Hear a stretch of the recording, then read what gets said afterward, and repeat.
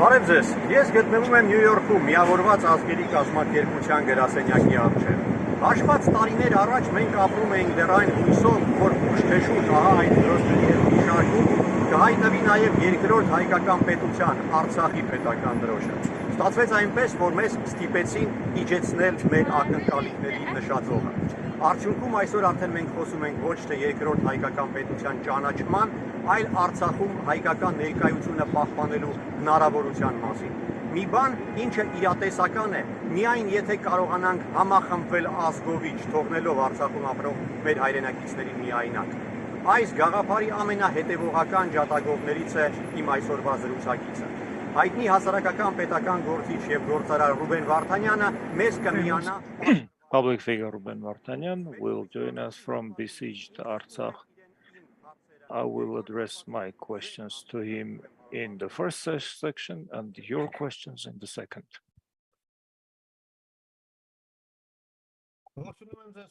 I welcome you, Mr. Vardanyan. Hello. It's 7 p.m. in Stepanakert. In New York, it's 11. We're followed in Europe, Russia, Near East, our compatriots. So I address this to our compatriots. Whoever has poor command of Armenian may find the preferred language they would like to listen to interpretation of this interview in. Let's start, Mr. Vardanyan. It's been almost 8 months that Artsakh is in a blockade, almost 1 month that it is fully sealed off. Please describe the situation as is. If you have fresh update on the incident that happened this morning, please share the details. First and foremost, I would like to reiterate my welcome to everyone from Artsakh. I would like to say that the struggle goes on for 35 years and more. And it would be more appropriate to say that the war, the 44-day war, is not over yet. The situation has escalated within the last 8 months. Every week, every month, the situation escalates further. We had a blockade since December 12th. That was by eco-activists, quote unquote. Then the neighboring state decided to install a checkpoint, and the red line that is signed in the November tripartite statement, stating that Artsakh must have unimpeded a possibility to go back and forth to Armenia. Unfortunately, that was impeded and prohibited by Azerbaijan. Today's incident is what we were saying for many weeks. The checkpoint is inadmissible. No one understands how and when Azerbaijan may use it to its benefit. The Red Cross transporting sick people or Russian peacekeepers that were moving people, they were not saying that another country's border guards can detain, arrest a person without any explanation. The most cynical situation unfolded today. The Red Cross has shared with them a list with names on it, who they were transporting. That was the custom for many months. The list was approved by Azerbaijan. They were aware in advance that a 65-year-old person, a 68-year-old person was going for a surgery. He was allowed for that. He was allowed, and then they detained, arrested him at the checkpoint. What about the overall humanitarian situation in Stepanakert or the villages of Artsakh? The famine, how is it realistically looming? With your permission, Artyom, I would like to highlight something important. Every time we talk about famine or the disease, but we should look deeper. Artsakh is in a blockade. The overall economy, the opportunity for people to live normal life has been disrupted. Yes, from this viewpoint, the food issue is serious, but it will not be addressed by humanitarian assistance. We're not living in a reservation. We're living in our own republic by our own laws. We have the right to do this on our land, on our in our native country. The blockade, well, the issues of medication, children, health services, food, or reunification of families taken apart. These are all examples that we should highlight and raise our voices about. People should understand that the situation is far graver than that. 120,000 inhabitants of Artsakh and tens of thousands of Artsakhis who are now in Artsakh do not have an opportunity to enjoy their lives on their native land the way they like. In 91, the self-determination that was proclaimed afforded this opportunity. The world doesn't want to see the most important. This is not just merely a humanitarian disaster. This is a most grave issue. A neighboring state recludes, prevents, and wants through ethnic cleansing or genocide to arrive at a situation when there will be no more Armenians in Artsakh. How does the people bear this? What is the mood prevailing in Artsakh society? You know what, on the one hand, of course, the situation is very grave. There is no fuel, people have to walk everywhere, you have to walk to the hospital, walk to work in difficult conditions in the city. The communication with the villages has been cut off, but the Artsakhi's are extremely strong. They have always been.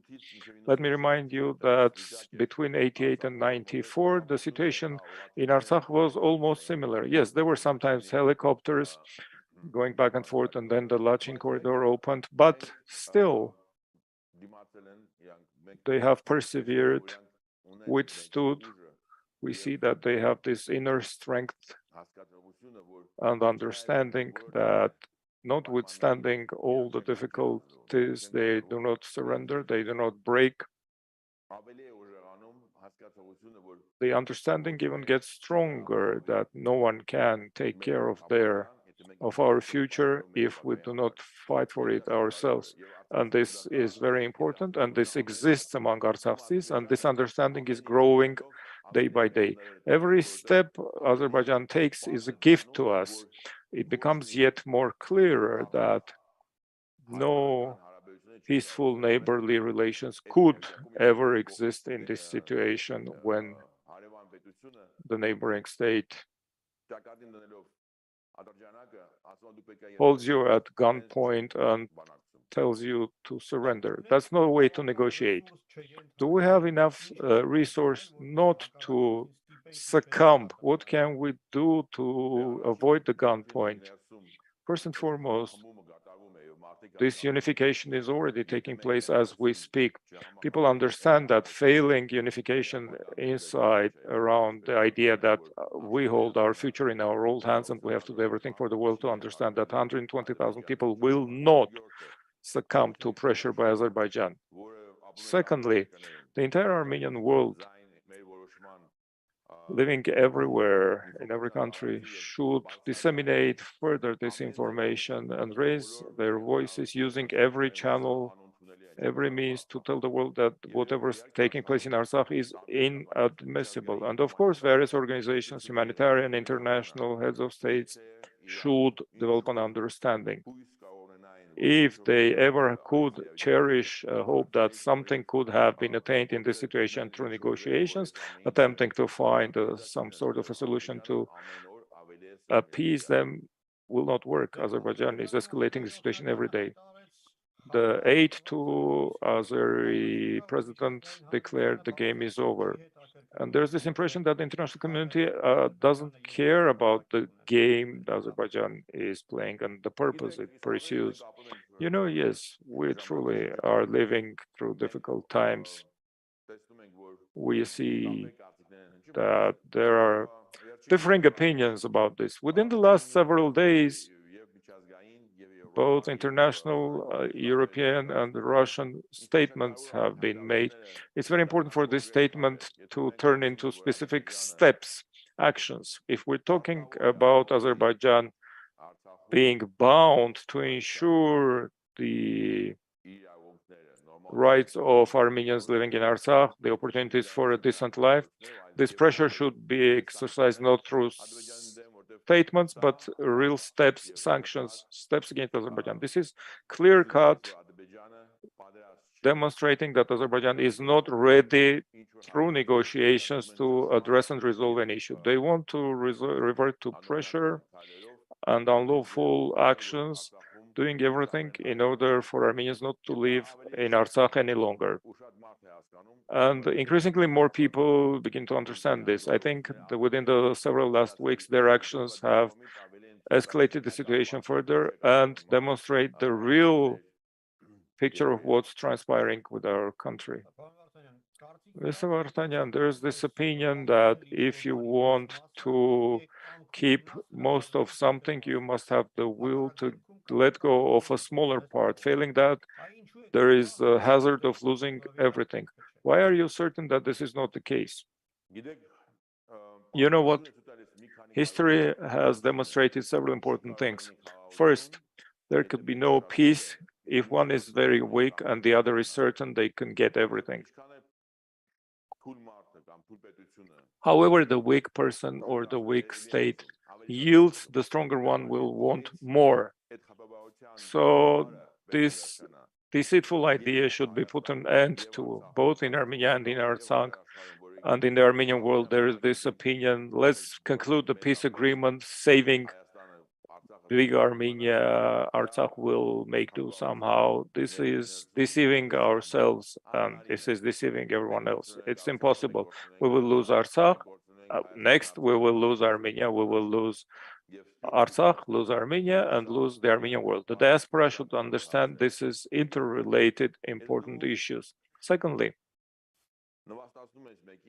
if you disrespect someone and if you and the people succumb, it's not possible to create a situation where you can be neighbors. Neighborhood, good neighborly relations are based on respect and strength. There will be no peace without strength, without creating the atmosphere internally that we should fight for our right to live on our own land, without docility and readiness, understanding that the situation is very grave. We are in a weaker position than before, but if you're ready to fight to the end, both your allies will stand next to you and those who are not indifferent and care for what's happening here. In this situation, to what extent Artsakh authorities' steps are adequate? You know, it's very difficult, the situation. It's easy to criticize. There are many things that we see and we try to support and exercise constructive pressure to change certain decisions or to carry out joint programs or programs without the authorities. But we need to understand, in a situation when you're in a complete blockade, both the authorities and the people and the sound part of the society should understand one thing. We all together, those who are really ready to fight for our rights to live on our land, in our motherland, without succumbing to Azeri agenda. They say either you abide by our agenda, there is no alternative. I'm certain that if we consolidate the situation, will shift. There are people in the authorities, those who do their work very well. There are some who panic. There are some who have lost hope. This is the mirror of the entire society, which is why the authorities are reflecting the situation in the society at large, which is why it's very important to frankly, directly talk straight to them, to properly assess the steps of whatever transpiring in Artsakh, in Armenia, and internationally.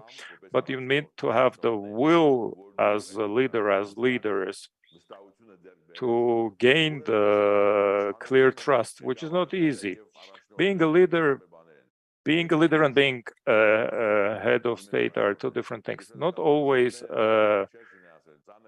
Churchill said, hard times bring new leaders. That happened in '88, and we are observing the same situation in Artsakh nowadays.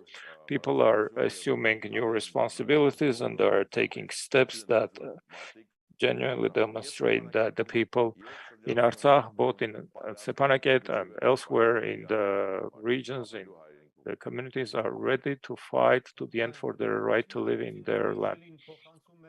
Nikol Pashinyan conveys to Putin and Michel the applications of the president of Karabakh, at the same time stating that it's an inseparable part of Azerbaijan. What's your assessment of the Armenian positions? I have several times already stated that this is inadmissible.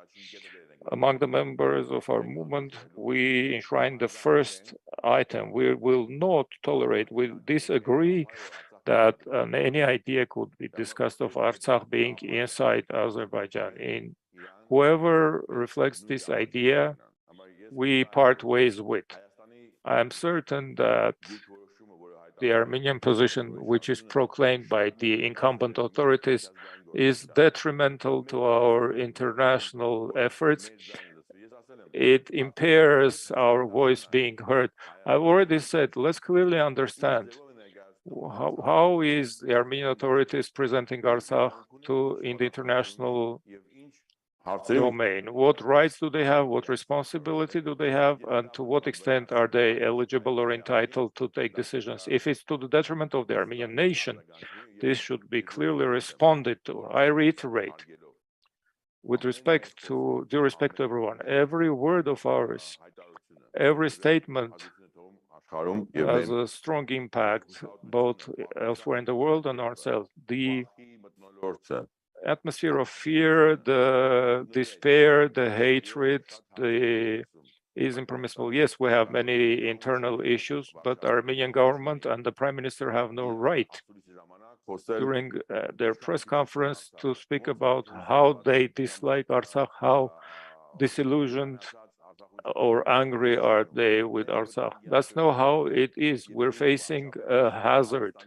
If you're the Prime Minister of Armenia, at the same time responsible for Artsakh, you have to do everything, however internal issues there may be. We should all struggle and be inspired for Artsakh to remain Armenian, not just saying, let's surrender Artsakh because there's no alternative, because we cannot fight. That's no words of coming out of a mouth of a leader. Maybe for political or diplomatic reasons, you have to do something to gain room for maneuver. But as a person leading, inspiring others with dignity, this is very important in this situation, in these conditions, if we want truly to overcome the difficulties we're facing. The situation is truly very grave. We cannot in any way, in this mood, by these approaches of the Armenian government, move ahead and overcome difficulties, which is why I deem this to be unacceptable. The rhetoric, the position, the arguments that they quote as to why this is normal. Why is it normal for Armenians living in Artsakh, living as Armenians in Glendale or in Java? Why is it normal that Artsakhis have all fled? No, it's wrong. You're not speaking. Women are in. Had your wife got out of the bunker, she would have known how many women are in Artsakh. If you truly wanted to know what's transpiring in Artsakh, you would have known how many people have fought to the end and how many patriotic people live here. You should not divide Artsakhis and those in Hayastan. We're all Armenian. It doesn't matter who lives where and what dialect we speak. We're all Armenians. This feeling that we're all Armenian and all Armenians have to struggle together in order for Artsakh, part of our roots, which are important for the entire Armenian world, to remain Armenian, that's your duty. You owe it as a person who is the head of state in Armenia to make sure of that. For Amaras, where Mesrop Mashtots taught the Armenian alphabet for the first time, to remain Armenian. That's your duty, no one else. Don't push it to others. Mr. Vardanyan, there is this impression that everything's going towards signing a document by which the Armenian authorities were indirectly recognize Artsakh as part of Azerbaijan. What would happen if that were to truly take place? I am certain that will not be, and if that ever were to be, people will not accept it. I am glad that today the minimum number 58,800 people have already signed the call for referendum. If it goes on like this, whatever is transpiring in Armenia, we will get 300,000 votes for a referendum. People in Armenia understand the same. We cannot live in peace if we're saying that all men were deserters, all women are unhappy, Ararat is not ours, we need to change the hymn, the church is bad, Artsakh is not ours. That's impossible. The more this rhetoric goes on, the more we erode the values through this approach, the more certain I become that no one will sign this agreement, and if they do, that would be the last day of them, because people will not accept such a decision. What expectations could the diaspora have in these conditions? What they can and should do, our compatriots abroad? We are certain that, notwithstanding the very grave situation, we've been through such situations. In '92, it was a grave situation in Artsakh. We had various very difficult pages in our history. I'm certain there's 4 things we need to do. First, we should not be indifferent. We should understand that Artsakh is not the issue of those who live in Artsakh, it's the issue of the entire Armenian world. That's why you have not to be indifferent. You have to raise your voice everywhere. Everyone who has an opportunity or a facility to respond and raise their voice about this should. Famous Armenian, non-famous Armenian, those who have friends, contacts, what's really transpiring in Artsakh should be conveyed through all means to those people who may have other things on their mind today. Secondly, our movement, the Front for the Security and Development of Artsakh, we have projects that we implement every day in Artsakh and in the Armenian world. We are certain these projects can help us to become stronger and to fight against these difficulties. And we need both experts, people, specialists that can help along every dimension. We have 78 dimensions of projects that we are implementing, both internally, changing the situation, and externally exerting pressure and changing approaches inside Armenia, which is why we need people, we need experts. And thirdly, of course, it's a serious financial crisis. The economy is at a standstill. The entire Artsakh is facing a very grave financial crisis. Mr. Prime Minister, you're distorting the numbers. The numbers you quote, you should say how much you take back from Artsakh and how much stays in Artsakh.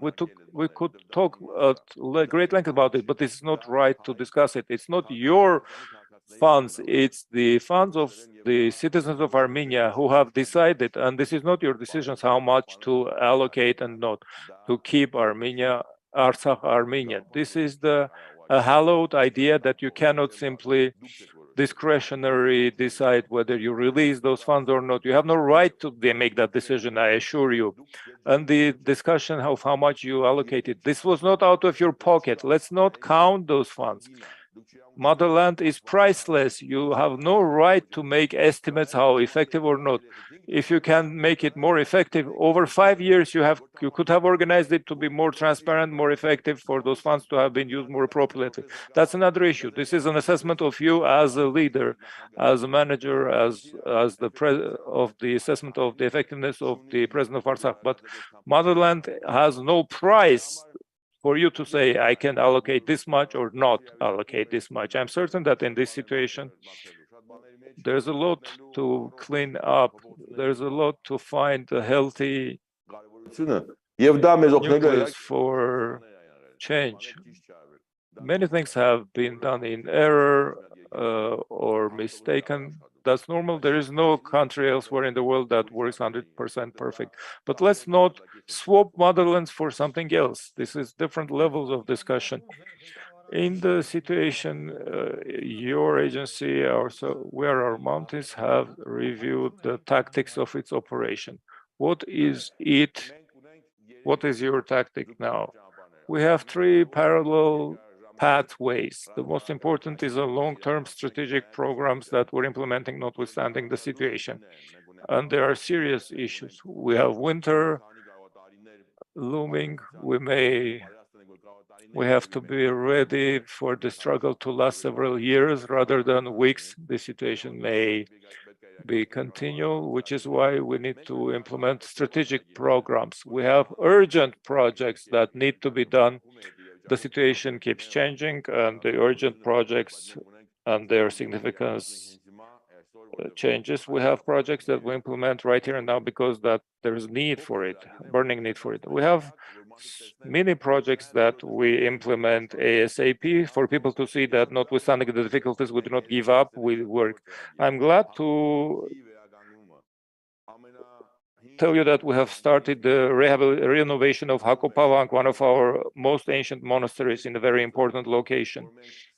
We started the 70 people from Artsakh, from Stepanakert. 83-year-old person came and said, I cannot stay home when this important work is being done. This is values.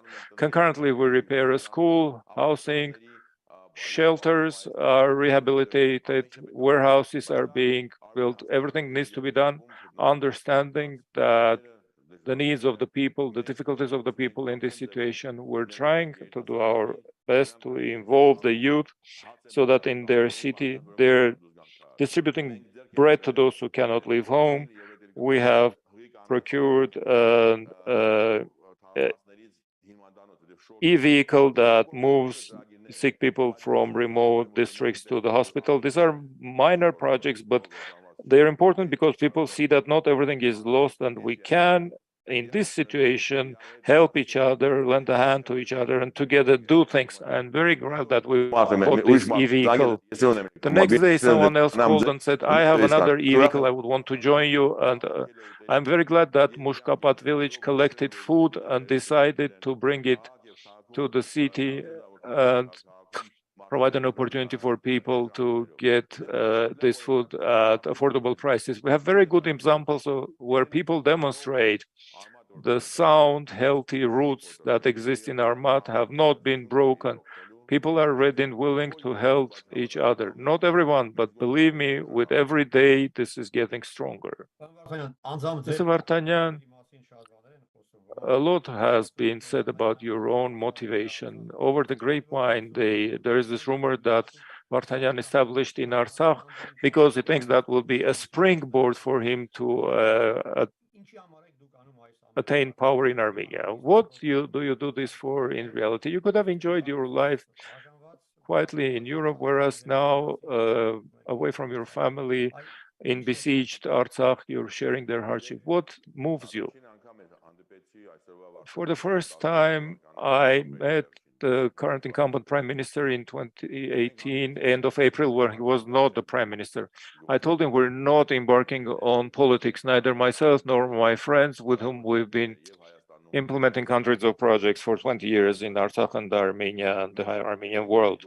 We will continue this because we do it for the people, not for the authorities. There's one question. Artsakh is the red line for me.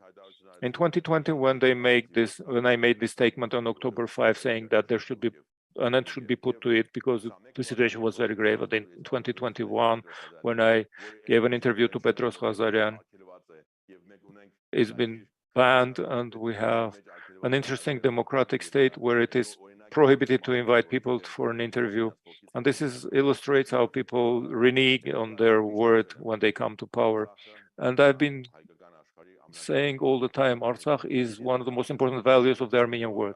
And if I've said that, I have to be consistent. If I see that the danger is looming, it was a difficult decision to make. I have a family, 4 kids, but that was a normal, important step. If you're patriotic, if you truly believe Artsakh is important, you have to be there, notwithstanding the grave situation. All of the speculation boil down to a simple thing. They cannot, this is no theory, this is no heroic act. This is a simple patriotic person's normal step that should be taken if you really appreciate the importance of it.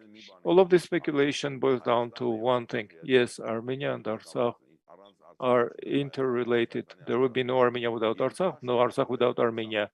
The more this rhetoric is gaining momentum since 21 that we don't need Artsakh, the more critical I become of the authorities.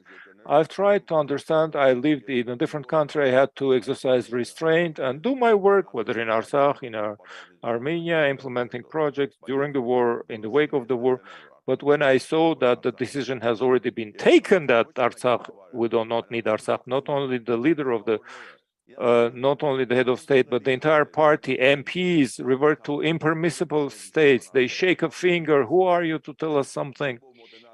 If they can afford to approach in such a way the most important location in the Armenian world, the Armenians who are all one nation, this is unacceptable. I said, and I shall keep saying, everyone who doesn't understand that Armenian values, human values, no one has the right, regardless of whether elected or not, to trample upon. We all, normal people, will struggle. Anyone who is just an Armenian will fight against him every day. Mr. Vardanyan, there are questions from our compatriots who have signed up for this interview, and I will try to convey some consolidated questions. Mkhitar Harutsunyan is asking, so long as it's warm outside and there is harvest and we have energy, we still can. If the frost and the famine knock our door, maybe we could get to the point when we can no longer walk or hold weapons. Who is going to guarantee life for us? Yourself, Arayk Harutsunyan, Rusastan, USA, UN. Who are we waiting for? I have to tell Mkhitar Harutsunyan simply straightforward. I said this the first time. I said this is Sardarabat. We are standing at the verge of an abyss. The decision is simple. During Sardarabat, 35,000 people out of 750 went out to fight. Those who understood how important it was for them to live in their motherland, on their land, with their own laws, with their own traditions, will fight. Believe me, they went through more hardship. You Artsakhis have been eating fodder, staying under grad shells in freezing classrooms, learning. What are you asking me? What you did then? What is it that you did then that you're not ready to do now? Those who are not ready to put up a fight, who are not ready to go through this hardship, because no one is going to safeguard our rights to live in our motherlands. We have to understand it first and foremost among ourselves. We are to fight for our rights. If we do, people, organizations, states will stand by our sides. Failing that, if we think that tomorrow we're surrendering, there's 6 months yet, it's July. Let's do everything every day to be ready for the winter. We need thousands of stoves. We need to get ready to move from the city to the villages. We need to stockpile fruits and vegetables. We have lots of opportunities to work to survive not just one winter, but several winters. Either you have it inside the spirit of the struggle, or you don't. It's normal. Not everyone is ready to fight. I do not criticize, but those who understand how important it is for their children. There are 30,000 children today in Artsakh who must enjoy the right to grow up, to establish their own families, to succeed in Artsakh. not, I don't know, in Pyatigorsk or Kharkiv or Glendale or Marseille. I'm sure of that, because this is our responsibility before the generations pass, before the fallen boys, those who put their lives for this, and the generation and the future generations. We owe it to them. Those who do not feel or do not want to assume this responsibility is their right, which is why we have three ways: to succumb, to go out, which both are unacceptable, and to fight. The fight assumes readiness to sacrifice. Ruben Vardanyan asks, the Prime Minister of Armenia has stated that Artsakh is part of Azerbaijan. How lawful and legitimate is this statement, considering that it's not been approved by the National Assembly and does not reflect the will of the Armenian people? Why the states involved in this process started to view the statement of the Prime Minister as a basis to review their position over the status of Karabakh. I'm not a lawyer, and I do not want to make an assessment of the legal power of this, but I know something. Defeat, whether in business, in sport, or in politics, starts when you surrender inside. When you watch a boxing match, you see that when you look into their eyes, when they look in each other's, they could be muscular, but you see in their eyes they're defeated before starting the match. We are in a very difficult situation. We have to be reasonable, we have to be smart, we have to maintain negotiations the proper way, we have to enjoy opportunities and find a way to arrive at a proper agreement that would allow us to maintain long-term peace. But you cannot break people. You have no right to break the spirit of the people. You know what? We're nothing. Let's avoid the war at every cost. This has been repeating itself in history many times. You get both defeat. It's not Ruben Vardanyan that's saying it. It's history. If the Prime Minister bothered to look at how many times the same has happened, or how people behaved when Finland, how did it put up a fight against the Soviet Union? I could quote endless examples. This is the spirit. This is the mind. You either succumb and are defeated before it starts, or you try to preserve your dignity, understanding that the situation is difficult, maintaining negotiations in such a way as to enjoy respect for the opposite party, to understand they may be smaller, but they will rip your throat before you get the victory. You will lose so much, you will have so many casualties, you'll go through so many difficulties that you'll think 10 times before. Whereas now, by surrendering a little, keeping silent here, swallowing this, swallowing that, you get what you get. Very soon, Yerevan will be renamed Yerevan, as the Azeris demand. They do not want, they want the right to use their own toponyms for communities and cities in Armenia. Is that what you want to get? You will get it.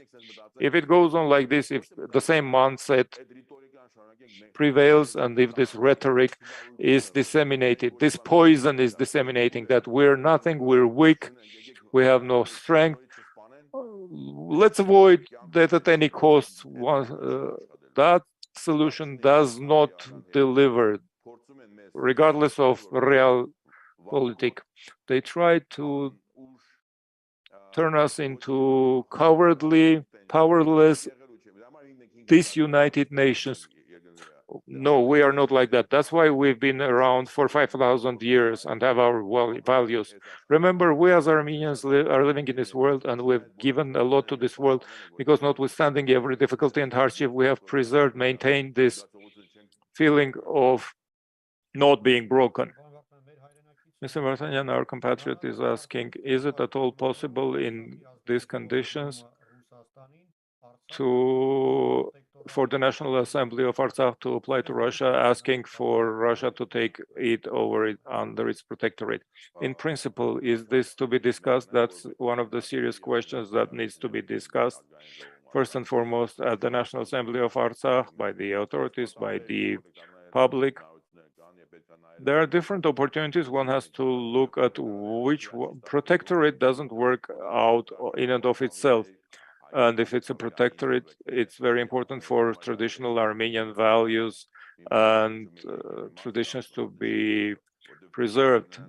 This is not a solution in and of itself. There will be other issues. You have to think strategically. You must have an elite that has a strategic mindset and will have to assume the responsibility for choosing a path.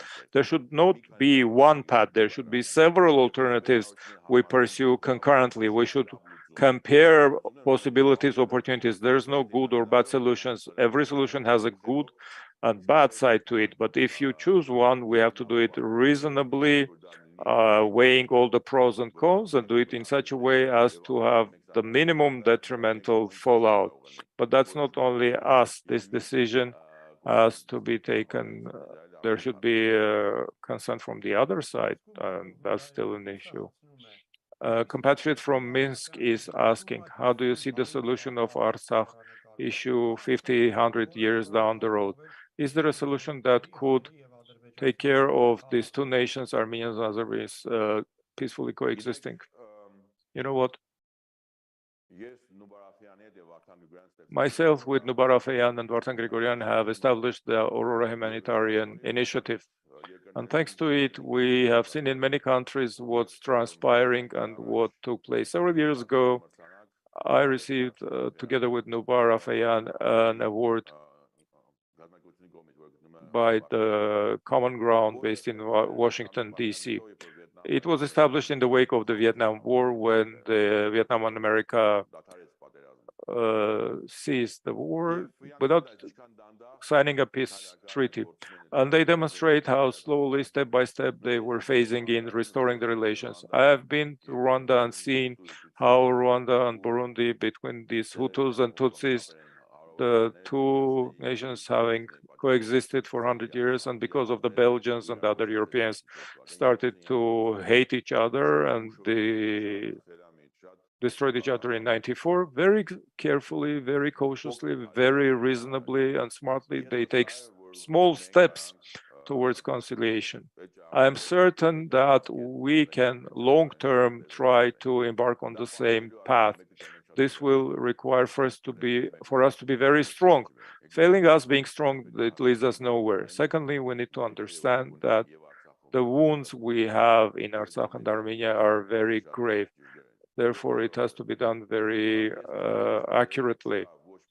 Thirdly, I'm certain there is no formula that may ensure our safe security for 150 years. That's not possible. Look at how the map of the world is changing over and over again. How much has changed over 100 years, and it's going to change hereafter. We're living through very hard times where everything is in a flux. Technologies, struggle for resources leads to hatred. The specter of the Third World War, unfortunately, is up in the air, which is why we have to be ready for proper positioning. We have to be ready to struggle for preserving our motherland as Armenian values, with due respect towards the neighbors, towards the rest of the world, with our diaspora present in more than 100 countries. We're a brilliant example. The diaspora, on the one hand, has been our best representative. We have preserved our values, being good citizens of the host countries in France, in Russia, in America, in South America, and elsewhere. They treat Armenians with respect because, on the one hand, Armenians remain Armenian and preserve their values. On the other hand, they contribute to the countries where they live and work. So we, of course, have to strike this difficult equilibrium, preserving our Armenian values and remembering the history. There was Sumgait, there was Baku, there was Yanday, and there are many other places. There were horrible pages in our history, and we have pages of the war, and we have to very cautiously and carefully look for and find the opportunity for these small steps. But before that, we need to be strong. We need to have a possibility to enjoy an equal relationship based on respect. We have to trust ourselves first and foremost for that. Alex Ghazinyan is asking, you have often been blamed of being a puppet of Kremlin. How come? People do not want to believe that someone can abandon everything and come and protect his motherland. And some others claim, not only Kremlin, they also claim, I'm an agent of the King of England. If people believe that Ruben Vardanyan just came here because he is patriotic, they have to feel bad, because they should think, why didn't we do that? And secondly, of course, I have been a renowned businessman. I had projects throughout the world, but I succeeded in Russia, and Russia played a big role in this region always for the last 200 years already. And there are people Western-oriented, there are people Russian-oriented, but they fail to understand. Look at what Turkey is doing. Look at what other countries are doing. There is no such thing. You do not have orientation. You have to be patriot of your country, not a nationalist. You have to be pro-native land, not this side nor that side. There is just one side, your own country. Whatever is beneficial for your motherland, you have to be ready to embrace and fight for it. So people want to label, because failing that, they are confused. It looks to them that everything's decided somewhere else. No, everything's decided inside.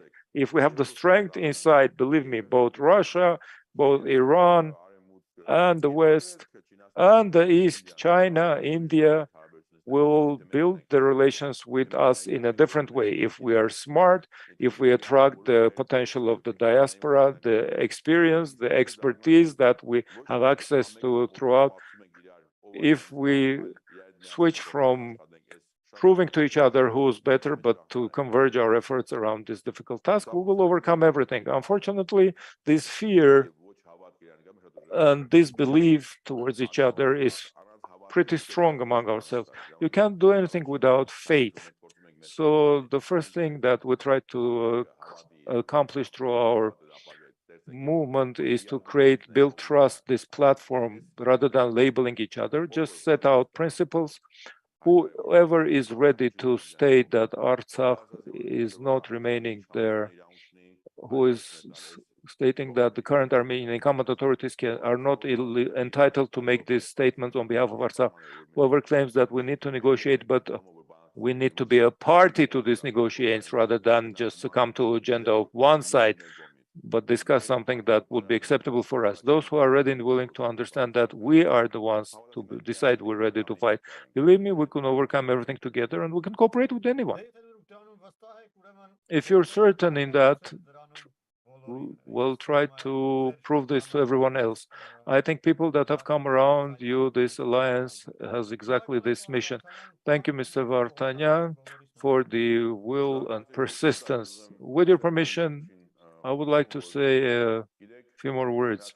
You know, a wise person a long time ago said, an idea without action is devoid of any sense. Action without idea is dangerous. We need to have an idea, a national strategic vision, and we have to prove with our actions who is who. I'm certain those who follow me within the last 20 years, they've seen what we've done with our friends within the last 20 years. Yes, we had errors, but we always were patriotic. First and foremost, Armenia, Armenian world, Artsakh must be strong, Armenian, happy, and involved with the rest of the world. This is our objective that we're implementing, trying to demonstrate it with example, leading by example. So join us. Thank you very much.